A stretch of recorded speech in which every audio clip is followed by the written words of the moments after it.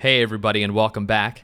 Today I wanted to look at a game called Viscera Cleanup Detail, and this is an alpha prototype for a janitorial simulator, which, at first may sound a little off-putting. It was to me until I saw a couple of screenshots and decided to give their, basically it's just a proof of concept demo. I wanted to give it a chance, and I spent about 5 to 10 minutes playing through and learning the mechanics of what it means to be a janitor, and what was available to me at the time of this this demo.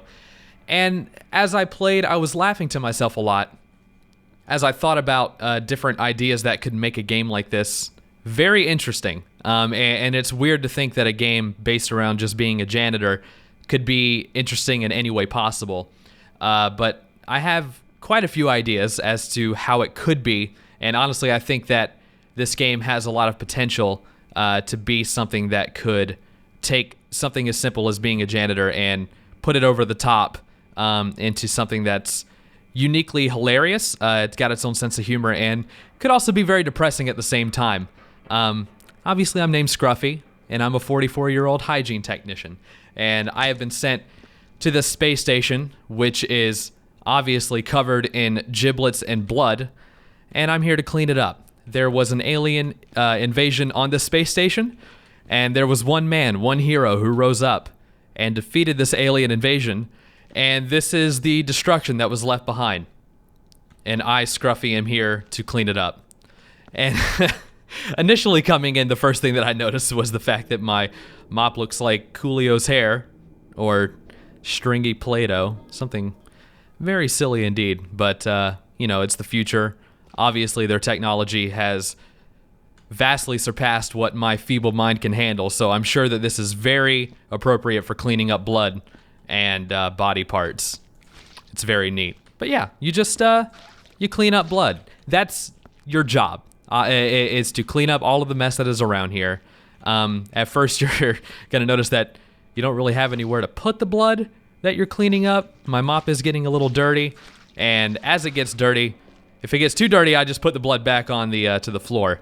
But you need a bucket of water. There's actually one in the other room, but there's a machine right here that if I switch to just my hands, I can press this machine and get a bucket of water to use to clean off my mop and keep the job going. But what was I going to say?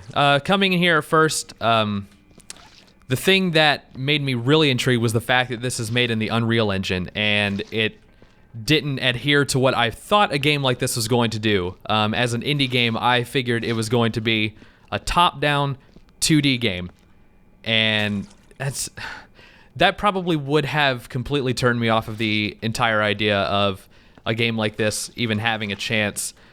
I don't know. Just I listened to a podcast called Stuff You Should Know. It's a very popular podcast. I'm sure a lot of people know what it is, but they did an episode about crime scene cleanup.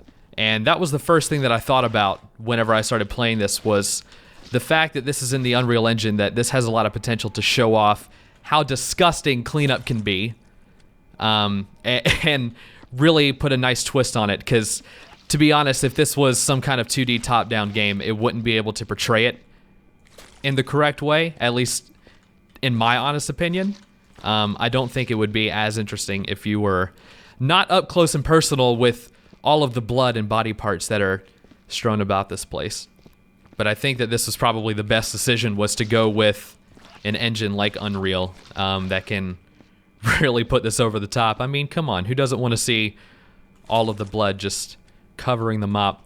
Well, it looks like my my bucket is definitely full, and I won't be able to clean out of it anymore. Nope, see, if I do that, I just put the blood back on the mop. Well, there are these waste disposal units. Now, I haven't exactly figured out how they work. They have these, and then there's a furnace in another room.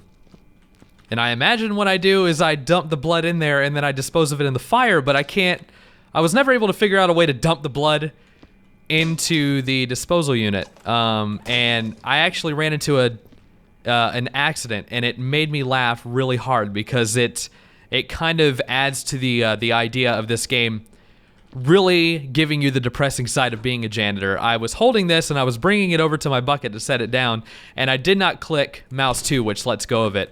and I accidentally knocked over my bucket of blood water, and now I've got a mess. And then, I mean, and at the same time of laughing really fucking hard at this happening, I was like, well, this kind of sucks. I've got to clean up the entire mess again. I've got to get another bucket of water. I've got to pull out my mop and clean it off and get back to work.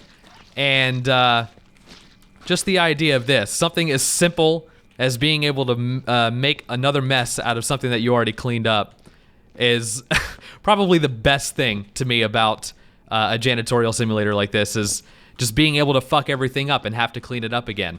Even though it may seem tedious and annoying, I don't think that it would serve the idea of a janitor simulator well if you didn't have the opportunity to completely make a mess of everything.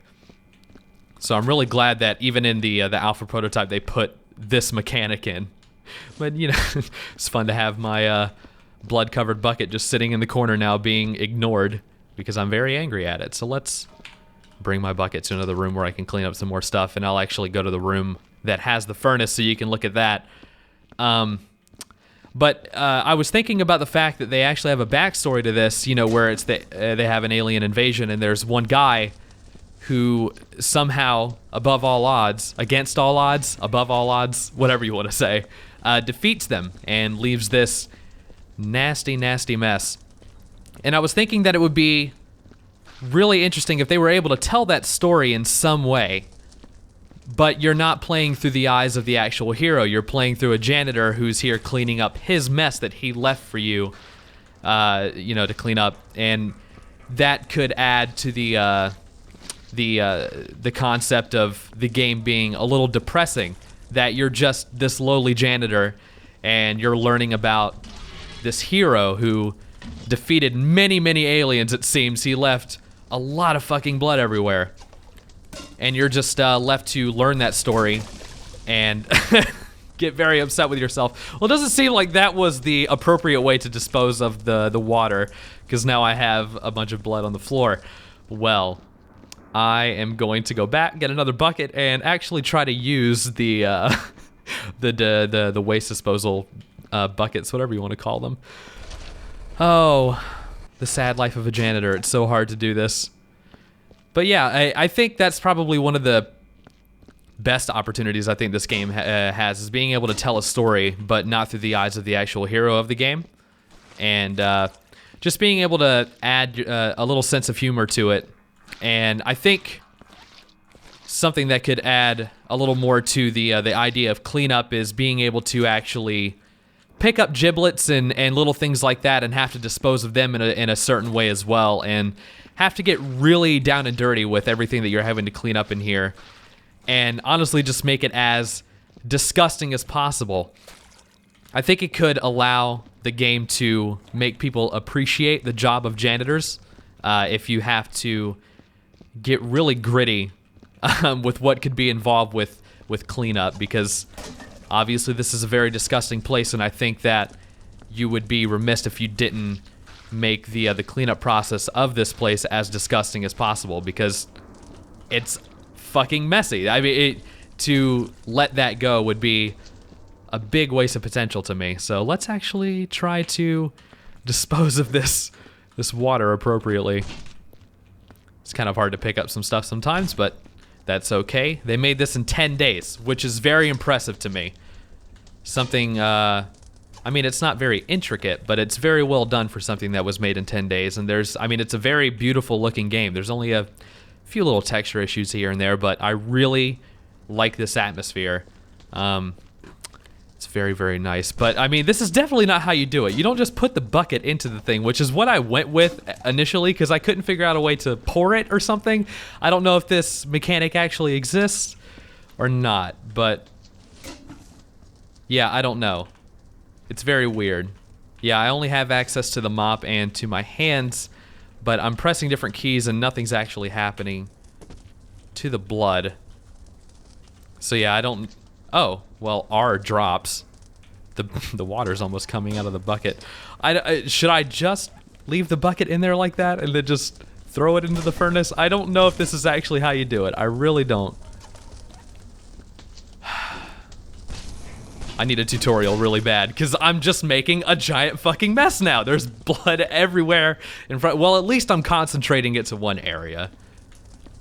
You know, at least all my cleanup won't have to be throughout these hallways. Now, this is actually labeled as a sandbox game, so I'm interested to see how far they are meaning to take it in terms of exploration and how big this facility is supposed to be, but playing this game reminded me of a couple of games out there by the name of Cart Life and Papers, Please. Now, those are other games that are based around life simulators in a sense. Cart Life, obviously, you operate a cart that's on the streets, and Papers, Please, you are I guess you're a border patrol agent. I don't know if that's your actual job description, but you know, you deny or accept people's access into a country, a fictional country. And these games can portray these occupations in such a way that it's very depressing and unique. Now, obviously, those games are both... Whoa, that was a little weird. There's something very fishy about the buckets and disposal crates here in this facility. They're filled with demons and ghosts. Well, it's nice to find some glitches. This is very interesting. I'm just gonna leave that alone. It might kill me if I mess with it, but I have another bucket of water here, so let's try to clean up the mess that I made in front of the furnace, you know.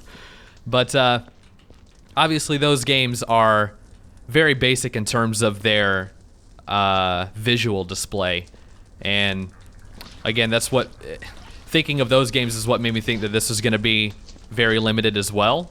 But I'm glad that it's not, because I mean, even just playing this is very simple. I'm actually having a good time with something that is as basic as this proof of concept demo. Just honestly, it's just the fact that I can make a mess out of myself is what intrigues me the most about this, and it's honestly a lot of fun, even though there isn't much to it.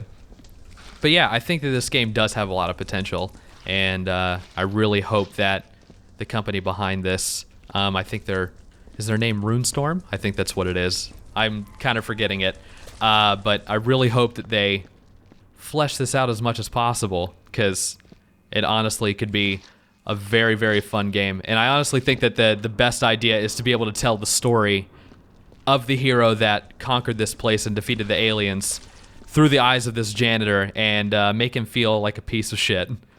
I just think that could be a very fun and unique gameplay experience, but really, I don't have anything else to talk about. You've basically seen all the rest of this game. I honestly am very bad at it. I don't know how to dispose of the waste properly. I'm the worst janitor on the planet, so they should probably hire somebody else to come up here and fix their reputation. This this thing is still possessed. It's kind of scary. Just please stop. Just stop. Nope, it's still gonna go. It won't quit. Well, hopefully you enjoyed this video, and I will see you later.